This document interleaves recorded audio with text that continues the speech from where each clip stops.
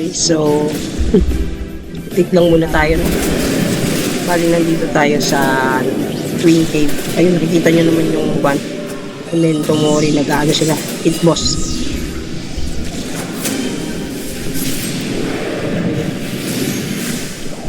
So update tayo sa quad, sa PT ng karakter. So ayun, no, 37 na nga pala tayo, and yung PT natin almost cap na. Piniti ko to dito lang sa Meat Cloud kasi ano, mataas yung buhay niya pero mahina yung bawas niya compared sa dito sa quad. Ito kunwari sa brutal na ace, itong Meat Cloud na to ace to, pero yung bawas niya sa akin, tignan nyo, minsan bumabawas siya 1, ayun, 200, 300, bali almost 600 din, 600 plus ganun. Compared dito, ito mga 900 ko yung bawas. So ayun, malapit ko na siyang mamax. Tapos lilipat ako ng kwan ng mas mababang monster na para magpa-level at mag-farm na din. Bali, ang nagastos ko pala is 400k na. So bali, meron na tayong 8 million. Ang nagastos ko na sa pots ay 400k na. Sinacrifice ko na muna yung pang pots para mapuno itong PT. So, madami na pala tayong nabentang mga equipment, no? So, ayun, paubos na yung pots. So, pag naubos tong pots na to, hopefully, hindi yata aabot. Kala ko mapupuno ito. Tignan natin kung mapuno. Lipat na ako. Pero kung hindi, balik ulit tayo dito. And ano na lang siguro, 100k na lang na pots yung bibili natin para hindi maging 7M to. So ganun lang din, tuloy-tuloy pa lang din yung natin, pagkuha ng funds para sa ating Black Mount level 40. So yun nga pala, no, tong kwan ko, ayan, tong range ko na pa 50 ko na din. Hindi ko na yung papakailaman kasi kunwari nagpapalevel na ako, gagamitin ko rin naman to kung saan yung tataas. Yung problema ko lang naman dyan before is mapalabas ito. So alam ko at pag level 40 na ako, lilitaw na to. So yun na lang. And ayun, tapos na ata, hindi pa tapos yung pagkuhan nila, pit boss nila.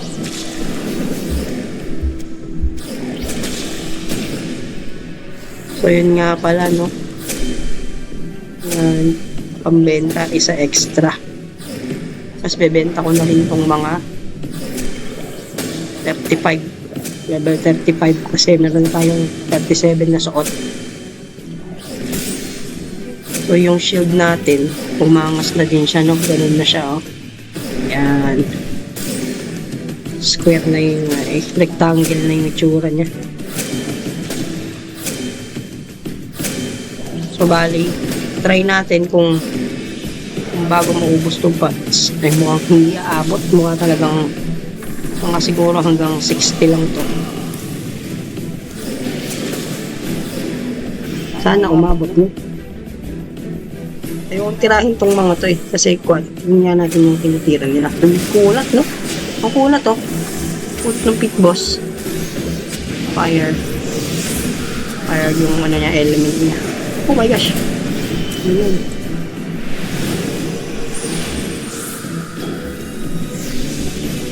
So pag ano na tayo, sana makasali din tayo sa ganyan, ano? Ay, oh, may mawar sila, oh. Si Sulaiman. Uy, ano nangyari? Ba't nawala sila? Naging hindi na maabot ng view natin. So nakaka-excite na ano, makaabot din tayo sa ganyang level. Kaso malapit na yung 50 cap. So baka tuloy-tuloy pa rin problema natin magpa-level, mag-PT. Pero sana by 45 max na yung PT natin. Pero hindi ko kasi sure kung pag 40 ilan yung dadagdag. Pero ito, pag nag-38 na to, magiging 74. Yan. Ito hindi ko alam. Itong shield tsaka defense. Parang ano, 61 siguro. Ganun. Ganun siya so far, yung sa level ko. Malima-lima yung dagdag. And na-figure out na din natin kung paano yung tamang pag-PT, no? Kaka-test lang, pag-test lang natin. So, ganun, kung sa pag bago pa lang yung character, hanggang 35 siguro, yung ginagawa ko previously, siguro goods yun. Pero pagka, ito na, 37 pataas, dito na, sa mid cloth, tas yung gamitin mong, kasi makunat to eh. Makunat siya, pero mahina yung bawas niya. And yung gagamitin mong weapon is yung low level na weapon. So, itong gamit ko ngayon is 35 kasi wala akong low level na melee. Yung meron ako dito, low level na melee. Saan na ba yun? Meron ba ako? Wala yata ako. Nabenta ko na din yata. Ito. Ay, hindi pala. Ito nga. Ay, hindi pala. Wala nga ako nun. Pero yun, sa pag-PT, dapat low level na weapon para basta yung di ka mag-mimix yung tatama ka sa kanya. Para madaming hits, tapos madami kang makuha PT sa isang monster, ganun. Walang i-sacrifice yung dalan pambili ng potion kung madali mo naman ding mababawi. Ako, feeling ko madali ko lang siyang mababawi pag nag-farm ako gamit yung mouth. Pero sa akon na yun, tignan natin kung kaya niya ma-full black mouth ng normal na progress. Hindi ako magpa-farm ng farm talaga na bongga. Lang, 1 lang ba? Habang nagpapa-level, ganun. Habang nag-PBT, yan yung mga nakukuha din natin dito. Minsan 3 yung dinadrop niyan eh. Tatlo. So, medyo nare-recoup din kahit pa paano yung ginastos. And ito pala, 29, 27, di ko pa nabibenta. Siguro wala nang value tong mga to kasi matataas na yung mga yung mga level ng mga player. Pero hindi pa rin natin sure, no? Try pa din natin ibenta, baka mabenta eh. Kasi meron akong nabenta kanina na 3 item yata yun or 2. So, meron akong slot. So, pag uwi natin, pag ubos nito, ayan, malapit na maubos. Ayan lang natin siyang mamatay para libre TP.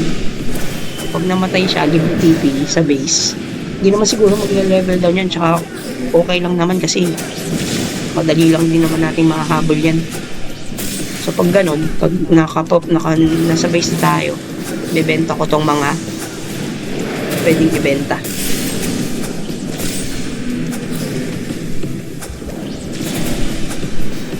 Tignan muna natin, no? Grabe, ang kunat ng pitpos na binabananan nila. Imagine, ang dami nila. May mga black mo po. Ilan yun? May tower pa. May tower pa, oh. Isang guild lang ata ito, no? Isang guild lang, Memento Mori na guild. Hindi natin alam, malay mo, mag-member tayo ng guild na yan in the future. Tignan na lang natin. Pero kung man, gusto ko sana ng solo lang eh. Pero parang hindi yata pwede yung solo lang. Dapat yata meron kang mix.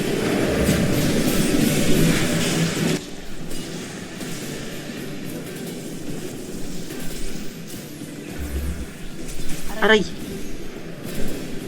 Ayun. So, patay na ako, no? Natipin na tayo sa base. Libre lang yan. O, hindi naman nabawasan, no? Yung XP natin. 64 pa din.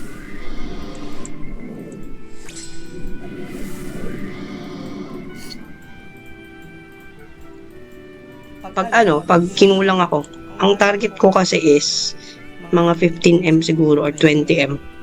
Pag kinulang na 40 na siya, magfa-farm tayo. Pag siguro kahit isang kunwari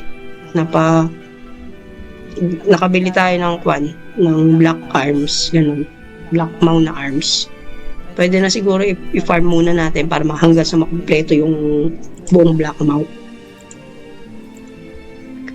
So doon ako sa solo settlement sa Make 1. Sa yun? Sa Sa Twin Caves, yan. Twin Cave, yan. Dito tayo nagpipiti. Dito yung mga ano, mga uod na malalaki na binabanatan natin kanina. So, benta muna tayo. Tignan nga natin kung magkano yon pag binenta. So, for 400k, no, yung nagastos ko. Na, yan. So, bali almost 350. 350 yung nagastos natin kung ibabawas natin tong kinita. Ay, di pa pala tapos. Ayan. Oh, almost ano din, no? 100 din, no?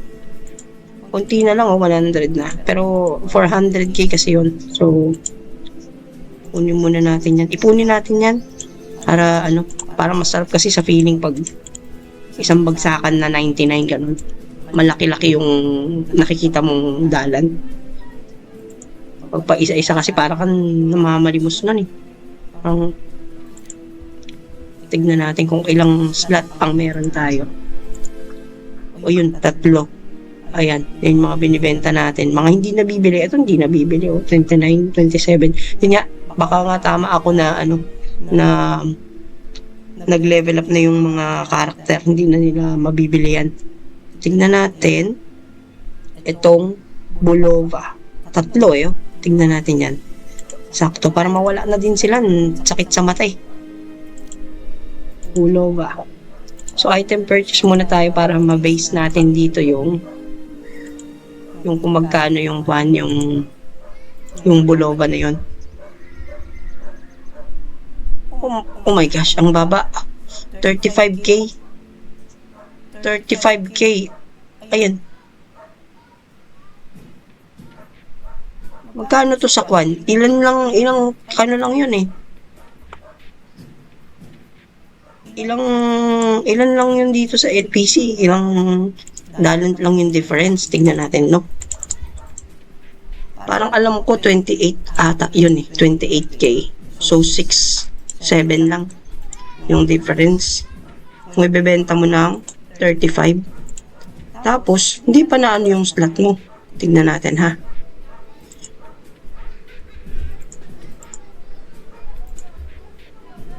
Ay no. Magkano isa?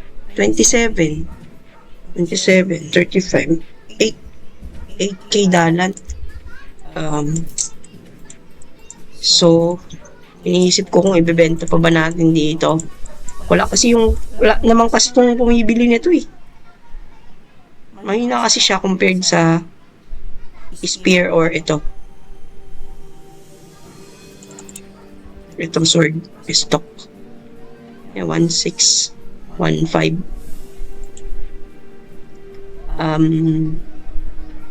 Ibenta natin yung isang gunblade.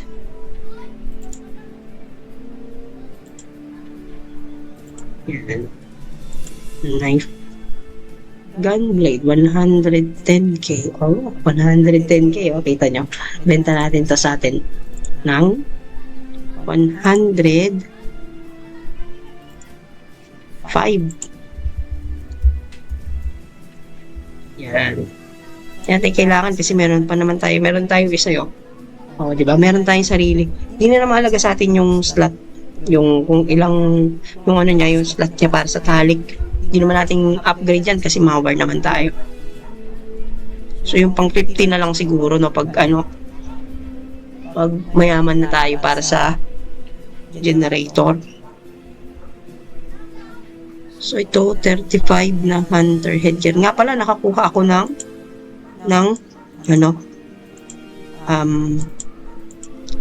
so kompleto na nga pala itong aking kwan no. Ranger na set. Yan, 37 na yan lahat. 37. Ito na lang ang wala. 31 pa din oh. Yun sa melee. 31 pa din yung pants. So magbenta muna tayo ng maganda ibenta. Ito.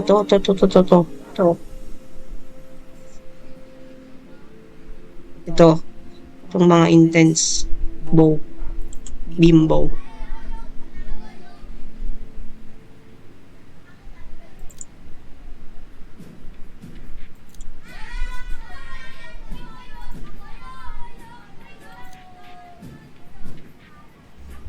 Ayun, 120. Oh, yan o. 120. So, ibenta natin 115. 115 bawat isa. Ito, dami slot niya, no? Pwede yan. 115. Yan. Then ito, 115 din. Siyempre, ang ano natin dyan, ang rational natin dyan, ito, 5 slot. So, unang bibili niyan. Pag nabili niya yan, sabihin niya isa, uy, sayang, naunahan ako. Bibili niya to next 3 slot. yun yung rationale natin doon. Kasi mas mura siya compared dun sa isa. Tignan nyo. Ayan, 'di ba? Ito yung kanina pa nag-load na ano, listing. So, 120k. One slot lang yan. Yun sa akin, binenta ko 115. Ilang slot yun? 4 ata yun? 4 slot, 'di ba? Magkano ko binenta? 115. So, bibilin nila yun kesa to. 'Di ba? Then, pag nakita nung isa, uy, sayang, di ko nakuha yung 4 slot, pero okay na to kasi 115 lang din. O yun, ganun lang yung logic ko doon. So, pag bukas, hindi pa rin nabili tong mga to, tong mga tong mga level 29 na to, 27, yan, kukunin ko na yan. Bibenta ko na lang yan sa NPC. Tapos bibenta ko tong mga pwede pang ibenta dito. Kasi meron pa tayong pambenta. Ito, 40. Intense Beam Great Hammer. Meron pa tayong Hopron na level 35. Shield. And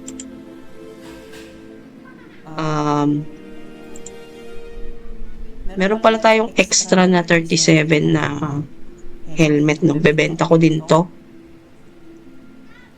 And yung ito. Priest boots, war priest boots. 37 and ito. Siege armlet. 37. Ito din pala 35. Tsaka to. Yan, 37. Ang dami-dami pa tayong pambenta.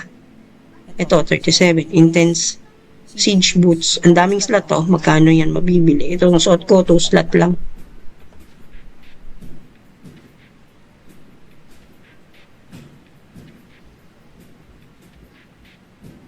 Ayun.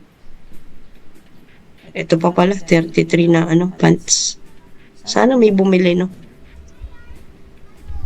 So, ayun lang. Thanks.